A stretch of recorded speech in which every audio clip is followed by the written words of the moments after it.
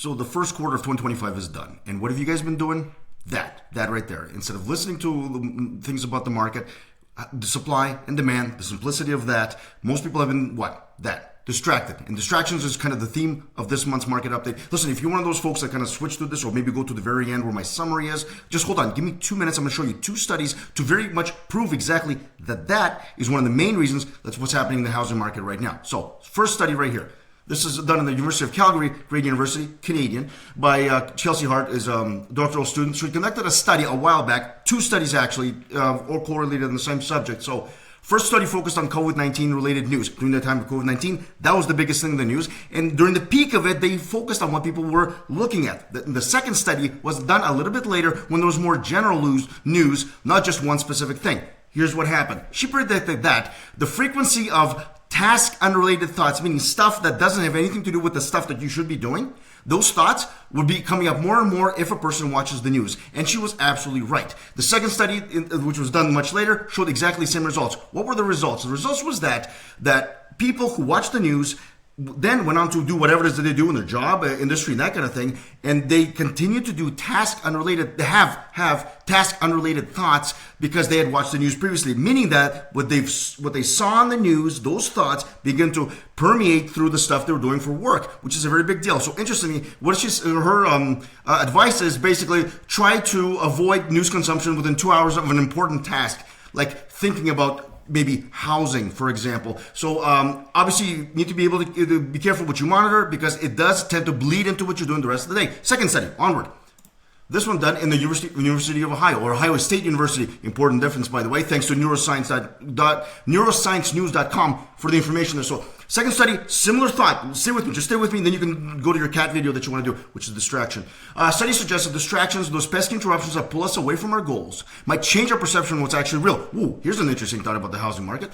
Even more troubling, people might not realize their perception has changed. To the contrary, they might feel great confidence in what they think they saw. In essence, they had people look at 4 different color squares on a computer screen, and then they would flash another color to distract them. And sometimes this distractor appeared around a different square, pulling the participants' attention away, which is the point of distractions, of course. So the results, the distractions actually bled, the color of the distraction color bled into what they thought was the color they were looking at.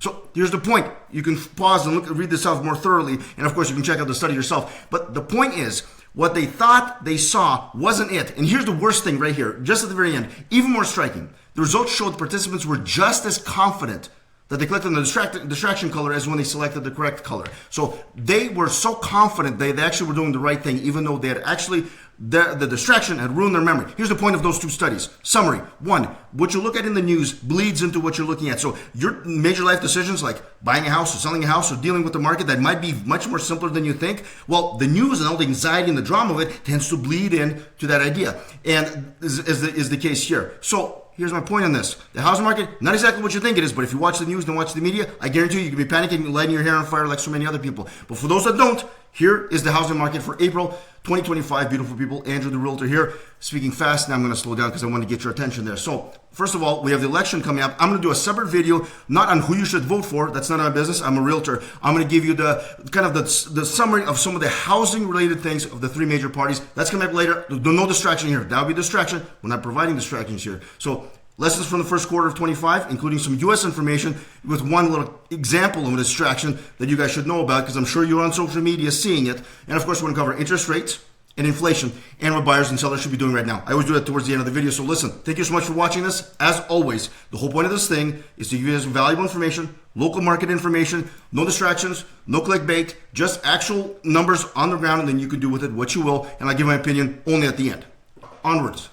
So here are the actual numbers for last month. So March of 2025, not the busiest month, actually one of the slower Marches we've had in a while. However, you have to consider what the news has been doing. Again, see my previous the first 2 studies about distractions. That's one of the points. If you look on the left here, I'm going to move myself down a tad.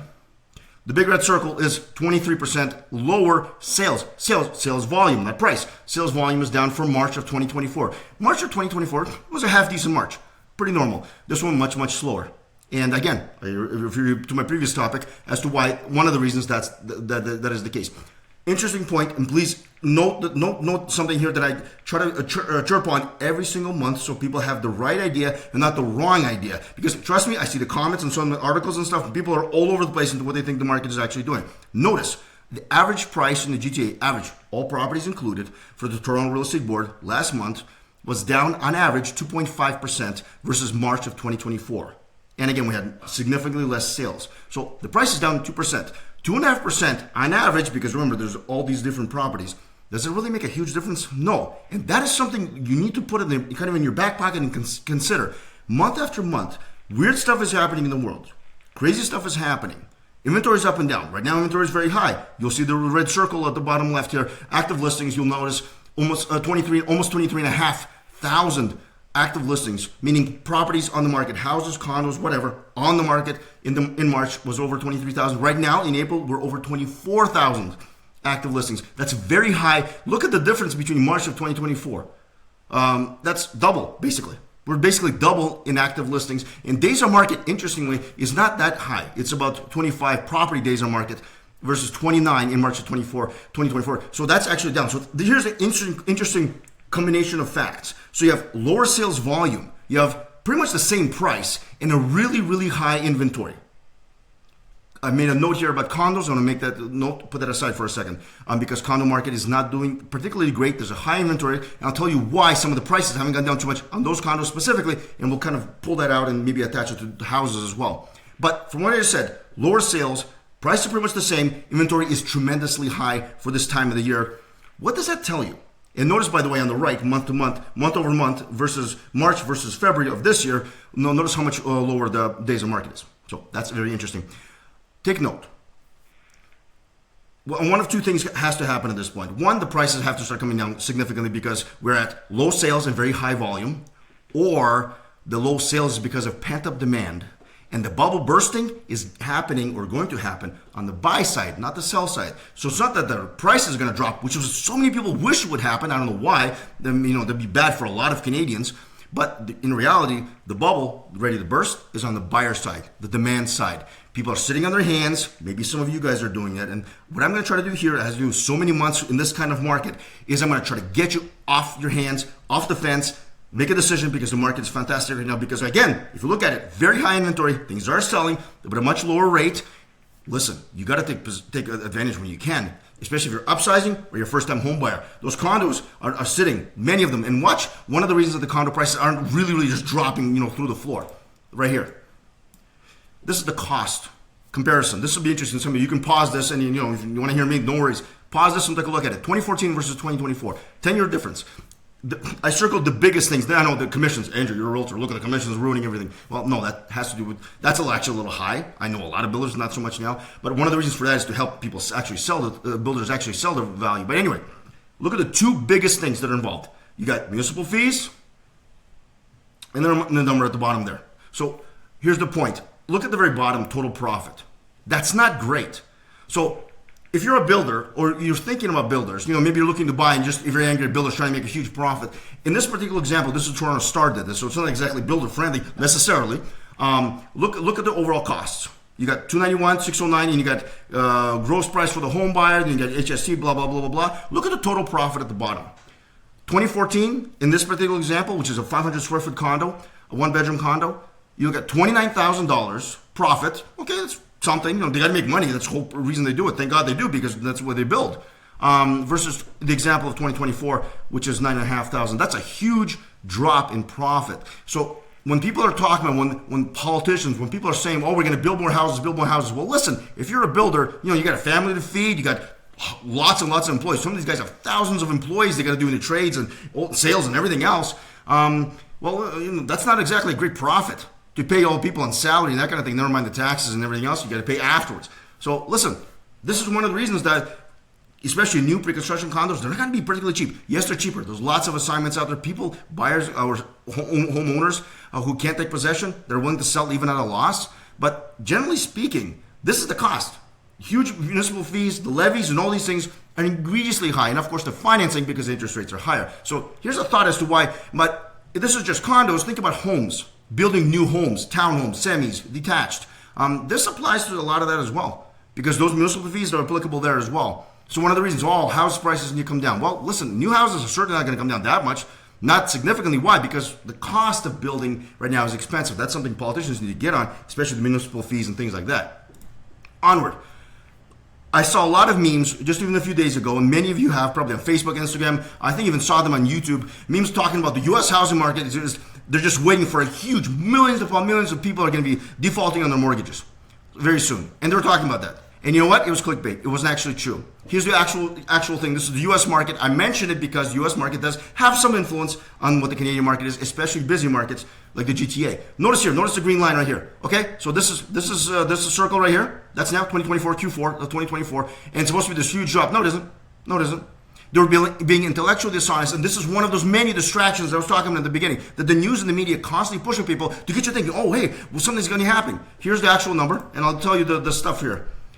Notice the sleight of hand that the media uses. This is the actual graph, very similar to the previous one that I said. This is delinquency rates in single-family residential homes, which is what most people have. Most people live in a home, okay? Something for themselves, for one family. This is it. Is it very high? It's pretty much the same number as what, 2006, 2007? That's pre even the market collapse. I mean, notice this. It's lower than it was even before that, when they were even talking about the collapse, back in 2000 and previously. The data being cited by the memes and the posts that you saw on Facebook, holy crap, that's really bad for people. It was referring to multifamily delinquencies, not single-family homes. So looking more like commercial real estate or multifamily stuff. So the actual data shows total credit stress for loans marked severe derogatory, as in they're really behind on their mortgages, still hasn't even reached pre-COVID levels. That's just an example. One, the housing market is not nearly, in the U.S., is not nearly as bad as you think. That's overall as a country. But the second thing is, please be careful where you get your information from. Listen, you don't know me. A few thousand people every month watch these market updates. I'm a realtor. I try to give you the numbers so you have an idea of what the actual market is doing, not my opinion, or I try to twist it just to go my own specific way. Because this isn't fair. It's lying if you ask me. Anyway, also in the USA, by the way, just recently, average rate in the excuse me, popular 30-year fixed loan came down 12 basis points. The point being, even the rates are coming down a little bit. Even the rates are coming down a little bit, which is always a sign of the market is okay, and rates are coming down. That's in the U.S., good, but we're Canadian, especially the GTA. We're certainly very proud to be Canadian, and that's only going to exacerbate our market going, okay, well, it should continue further with more sales. Now, notice here, inflation and rates, we always talk about this. I'm just going to mention it here. Obviously, the inflation number was significantly higher than we wanted to be in February. I thought it was going to be like 2.2, 2.3 max. 2.6 was a little bit on the high side. But it's still within a general range of 1 to 3% that the Bank of Canada likes. They like a target of 2, obviously. And regardless, the one thing about inflation, if it goes up, they're going to be a little more sensitive, a little more less eager to drop the interest rates in the next meeting, which is going to be the 16th of this month. That said, because of the tariffs and those other things, the distractions that keep happening, the Bank of Canada, because we might go into a recession or closer to a recession, is still likely to continue with interest rate cuts in the future. So if they don't do it, and that's the next step, these are the meetings of the Bank of Canada in terms of interest rate drops. On April 16th, they're going to be announcing whether they'll dropping or maintaining the interest rate. At this point, first week of April, we're looking at a 40% probability that Bank of Canada will cut. So that means less than 0.5%. So less than 50-50. So basically, it's more likely that they don't cut than they do cut. In terms of increasing, forget it. Not going to happen. But the next meeting in June, July, September, if this tariff situation continues, it's going to only make it more obvious that the Bank of Canada is going to be making more cuts. So all the banks across the board are anticipating at least 1 or 2 cuts, probably more. So that's what the rest is. So between that and inflation overall kind of maintaining to where it needs to be, what do you think is going to happen with the market? With the high inventory, the prices have maintained, sales are down. I'm saying, personally, it seems to make sense that there's a pent-up demand on the buy side, and we got this happening. So the interest rates are only going to stay flat or come down, stay flat and come down, stay flat and come down. And, again, inevitably buyers, hopefully you guys, a lot of you watching this are going to say, listen, what the heck am I waiting for? Got this high inventory. I can actually negotiate with the seller. I have a lot of items to pick from. I need to get in the market and take advantage of this before everybody gets the same great idea and we get into a much, much busier market, which often happens in the spring, by the way. So what should buyers be doing in the spring, 2025? So inventory is high, I just mentioned, over 24,000 active listings. Prices are maintaining, which is always a sign. Like, why aren't they dropping tremendously? It's because people know that the market is strong. People know the market is at least somewhat healthy, and a lot of this is just the distractions and stuff from the news. Sales down over 20%. There's lots of pent-up demand. I can't overemphasize that. Overall, most interest rate forecasts, like I mentioned before, has getting a lot more cuts. So if the tariffs come in, they have come in, and if they continue to stay in play, that's only going to happen all the more. So listen, buyers, here's the biggie. Don't get distracted. Remember, distractions was kind of the theme in the beginning? If the tariffs don't affect you directly, I mean this, I'm not trying to be insensitive to those who are directly affected. I know people in the steel business, people in the aluminum business, people in other businesses that will be affected by the tariffs in terms of negative effects.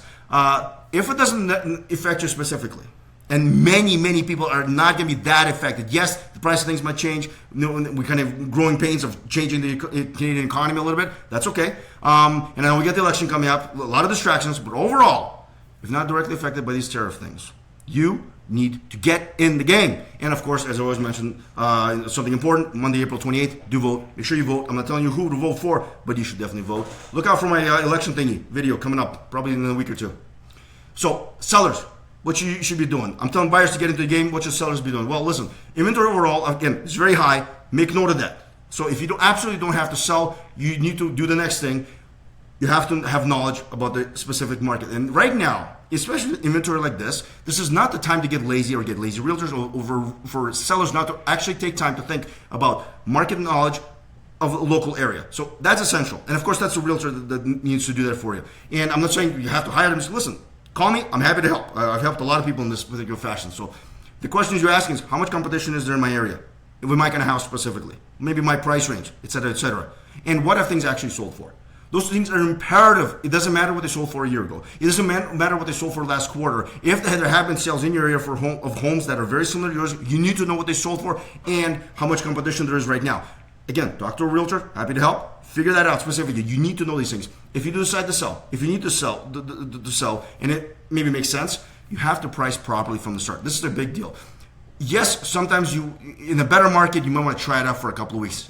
See if somebody bites. Maybe you're in a very, very hot area, on a particular street, or maybe backing onto a golf course that everybody seems to love from that area. That happens sometimes. However, generally speaking, one of your best bets is to price properly from the beginning. Yes, sometimes pricing it low with the multiple offer situation, making a multiple offer situation possible, absolutely. Setting an offer date, absolutely. But it's not for every area. It's not for every home, and certainly not for every price range. Very important that you know all those things before you consider specifically how you're going to market the property in terms of the price. And again, pricing it properly from the start is huge. You don't want that stigma of being in the market too long at a weird price and adjusting constantly. People are wondering, like, what the heck are they doing? You adjust every week. They're going to just wait for next week when you adjust the price again.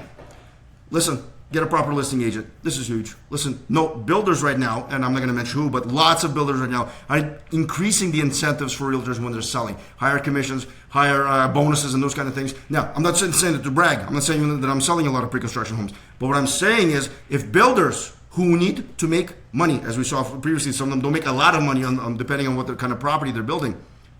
If they are incentivizing agents, how much more so should somebody who's just simply selling their house get a good realtor to market their property properly in this kind of market? It's a huge deal. It really is. And sellers, just like buyers, don't forget to vote Monday, April 28th. We as Canadians, we have a duty. Definitely do it. You can't complain if you haven't gone in and voted. Then you can complain.